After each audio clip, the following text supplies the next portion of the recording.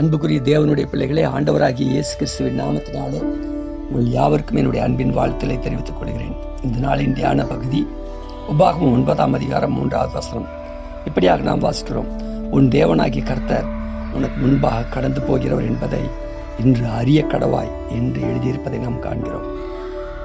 தேவனுடைய ஜனமே, தேவனுடைய மனிதனாகிய மோசே தேவன் தமது பிள்ளைகளாகிய இஸ்ரவேலருக்கு செய்ததை கூறி அவர்களுடைய கர்த்தர் அனாதி தேவன் என்பதை அவர்களுக்கு நினைவு கூறும்படி செய்தார். சில வேளைகளில் நம்முடைய மிகுந்த அலுவல்கள் நிமித்தம் கர்த்தர் நம்முடைய வாழ்க்கையிலும் நமது குடும்பத்திலும் செய்த வல்லமையான காரியங்களை மறந்து விடுகிறோம்.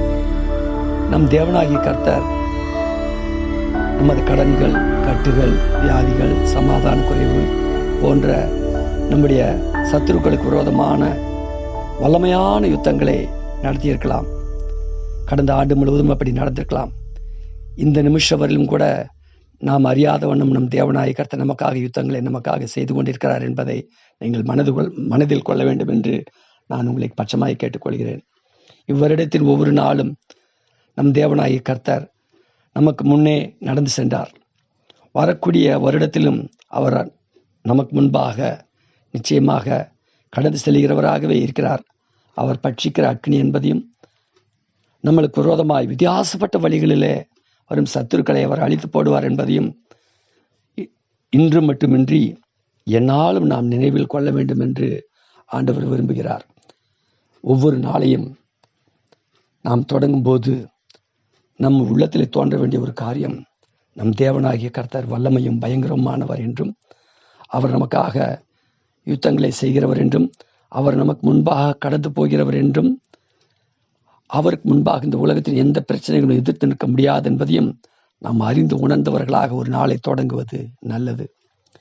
ஏனேக்கின் புத்திரராகிய ராட்சதரை போன்று எழும்பும் வித்தியாசமான பிரச்சனைகளை எவ்வாறு எதிர்கொள்ளப் போகிறோம் என்று சில நேரங்களில் நாம் திகைத்து கலங்கி போய் நிற்கலாம். ஆனால் தேவனாகிய கர்த்தர் நமக்கு முன்பாக போகிறார் என்பதை நாம் என்றைக்கு மனதார உணர்ந்து அவர் நமக்காக யுத்தங்களை செய்கிறார் என்பதை நாம் என்றைக்கு நம்முடைய ஆத்மாவிலே உணர்ந்து ஆத்மாவிலே தைரியம் கொண்டு அவரை பின்பற்றி செல்கிறோமோ அன்றைக்கு மகத்தான அற்புதங்களை தேவன் செய்ய வல்லமையுள்ளவராயிருக்கிறார். அவருடைய வல்லமைகளை தியானித்து நம்மை நாம் ஆசுவாசித்து பற்றி கொள்ளும்படி கர்த்தர் கூறுகிறார். கர்த்தர் உங்களுக்கு முன்பாக போகிறவராகபடியால் உங்களை உபத்திரவப்படுத்துகிறவர்கள் இடறி விழுந்து உங்களை மேற்கொள்ளாமல் போவார்கள் என்று கர்த்தர் தமது வார்த்தையை கொண்டு உங்களுக்கு வாக்கு பண்ணுகிறார். தேவனுடைய ஜனமே, நம்முடைய வாழக்கூடிய வெற்றியுள்ள வாழ்க்கை அனுதினமும் வெற்றியாய் இருக்கும்படியாக கர்த்தருடைய வாக்குத்தத்தங்களை உரிமை பாராட்டுங்கள், சொந்தம் பாராட்டுங்கள். அந்தந்த நாளின் வார்த்தைகளை கர்த்தர் எனக்கே பேசினார் என்று எடுத்துக்கொள்ளுங்கள். அதை உங்களுடைய வாழ்க்கையில் அறிக்கையிட்டு அப்பியாசப்படுத்துங்கள். தேவன் சொல்லும் வார்த்தைகளுக்கு கீழ்ப்படியுங்கள்.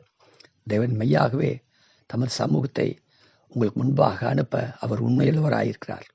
தேவ சமூகத்தை அறிந்து கொள்ளும் விதம் நம்முடைய வாழ்க்கையில நமக்கு பலனையும் தெம்பையும் தைரியத்தையும் உற்சாகத்தையும் கொடுக்கிறது என்பதை நாம் மறந்து போக வேண்டாம். ஜெபம் செய்வோம். கர்த்தாவே, உமது வல்லமையை புரிந்து கொள்ள எனக்கு உதவி செய்யும். ஒவ்வொரு நாளும் ஒவ்வொரு சூழ்நிலையிலும் நீர் எங்களுக்கு முன்பாக கடந்து போகிற ஒரு மகத்துவமுள்ள தேவனாய் இருக்கிறீர். உங்களுடைய பயங்கரமான மகத்து கொண்டு எந்த சத்துரும் நிற்க முடியாது என்பதை நாங்கள் மனதார அறிந்திருக்கிறோம். கர்த்தர் தாமே எங்களுக்கு முன்பாக செல்வீர் என்கின்ற நம்பிக்கையோடு நாங்கள் இந்த உலகத்தில் நாங்கள் அடியெடுத்து வைத்து கடந்து செல்கிறோம். உங்களுடைய சமூகம் எங்களை ஆற்றட்டும், தேற்றட்டும், அரவணைக்கட்டும், எங்களுக்கு முன் செல்லட்டும், இளைப்பாறுதலை கொடுக்கட்டும். தேவனே, மகிமையான காரியங்களை செய்வீராக. இயேசுவின் நாமத்தில் வேண்டிக் கொள்கிறோம் எங்கள் ஜீவனுள்ள நல்ல தந்தையே. ஆமென், ஆமென், ஆமென்.